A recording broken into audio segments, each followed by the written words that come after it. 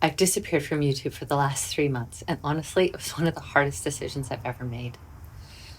But I had to do it, and here's why.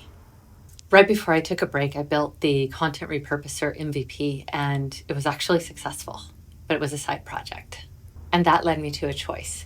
Do I keep it as a side project efficiency tool and sell it as one-off, or do I actually hit the pause button and start a full-on company?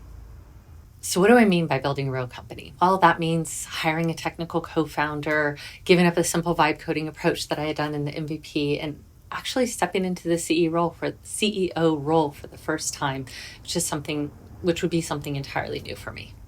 And after 25 years of scaling companies to exits, I know how to build businesses. Starting from scratch, entirely new to me. So if you've been wondering where I went, I've been making that transition from side project to real business. Earlier this year, I launched the Content Repurposer Pro as an MVP, and that was a combination of Notion, Make, and ChatGPT API cobbled together. I spent about 400 hours building it, simple vibe coding.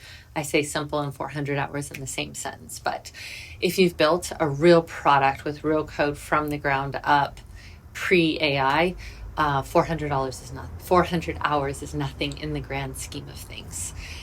It was my first attempt to see if I could build something that would create a level of efficiency for me as I started on this new journey post-corporate life, creating content that would help people.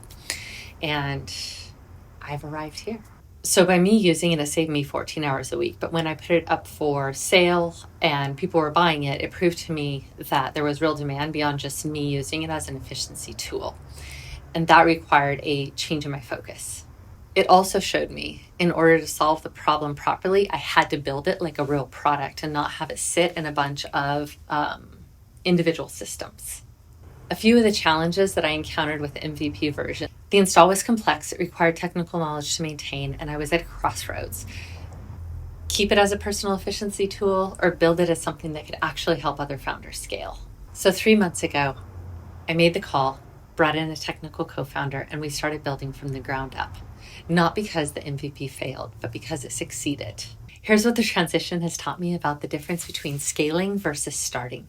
When you're scaling a company, you're past product market fit, you know your ICP, you have revenue, you have a sales team, and you are starting to really build out your back-end operations that support marketing, sales, product.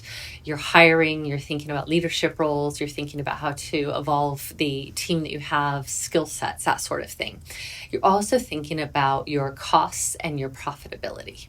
But starting from scratch, you're trying to build the foundation while proving the concept, figuring out your ICP, hiring your technical co-founder, and looking at what an entire business mission vision looks like. And you're wearing every single hat all the time. I would argue it's not even a small business.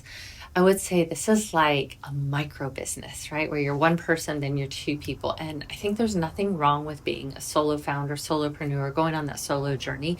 But there is a dynamic that helps you think beyond yourself as soon as you start bringing in more people.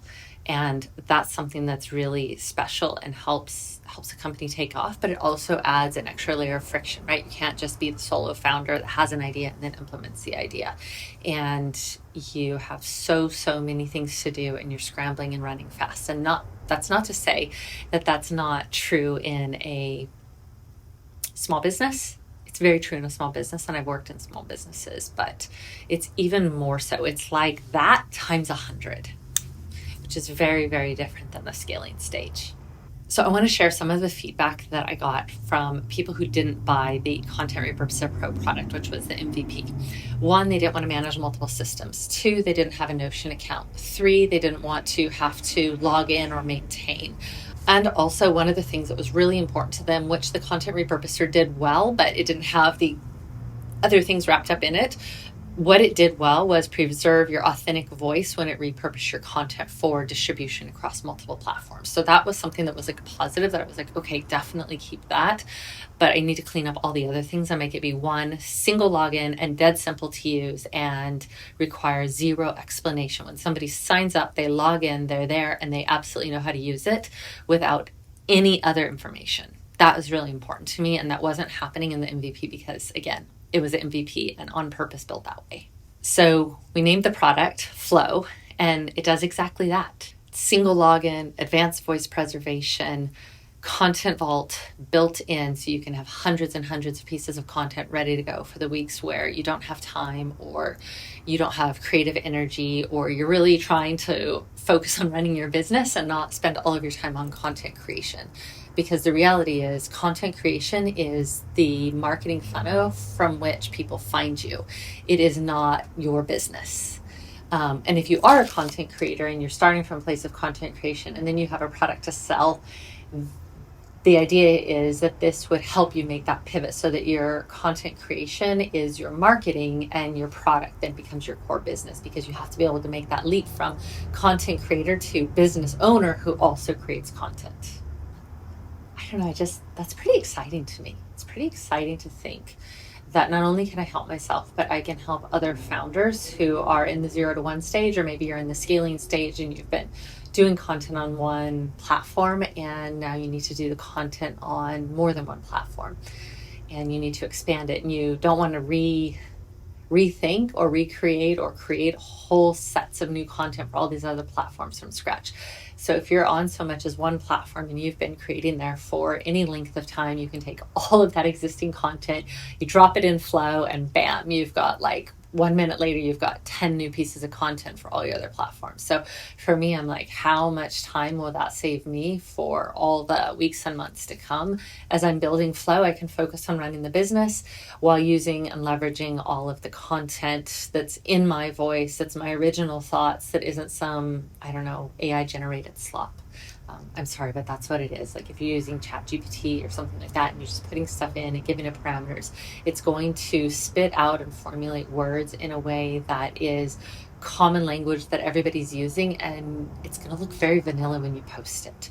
And I want stuff that sounds like me, but I don't want to spend the time like reinventing the wheel when I've already created the wheel, aka that first piece of content. I already put all my time and energy into it. This experience has also shifted how I want to evolve this channel going forward.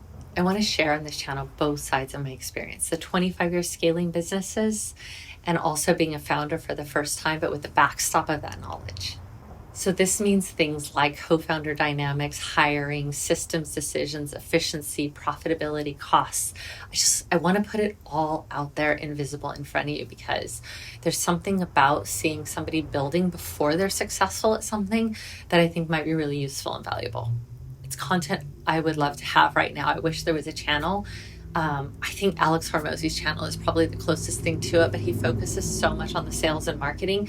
I want to focus more. I want to definitely focus on that because it's an important part, but I also want to focus on like cost efficiency, systems, scaling, and bringing in my knowledge from my career. And I want to do this because if you're building something too, you might be facing the same questions. For example, how do you apply enterprise level thinking to a 2-person startup? And when do you build systems versus staying scrappy? So Flow by AperKai, which is our company name, launches in beta later this week.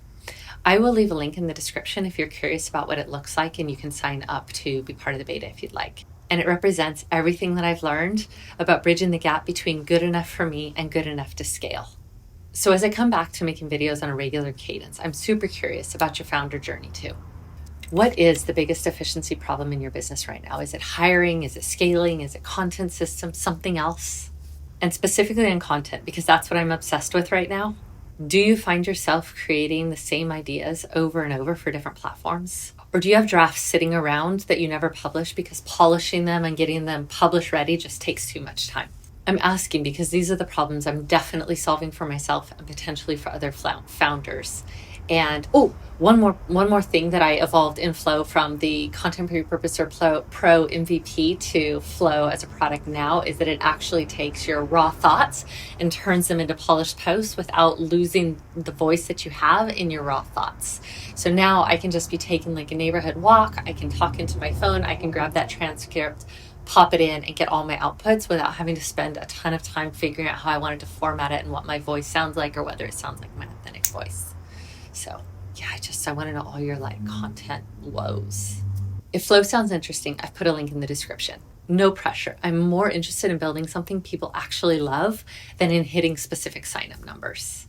Sign-up numbers do matter, but like it feels so much better to build something that people love and talk about and share and say, hey, this is great, and getting like the feedback to make it great if it's not great or not great enough, than just saying like, oh, I had X many people sign up. Like, I'll get there because I demand excellence from myself.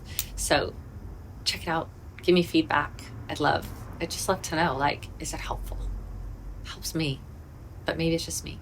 Anyway, but either way, stick around because I'm going to document the whole journey, the wins, the failures, building in public in 2025. And I promise no more 3-month disappearances. Building in public means actually being in public.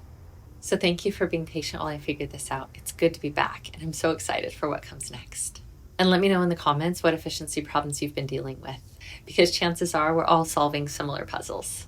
See you in the next vid. Bye.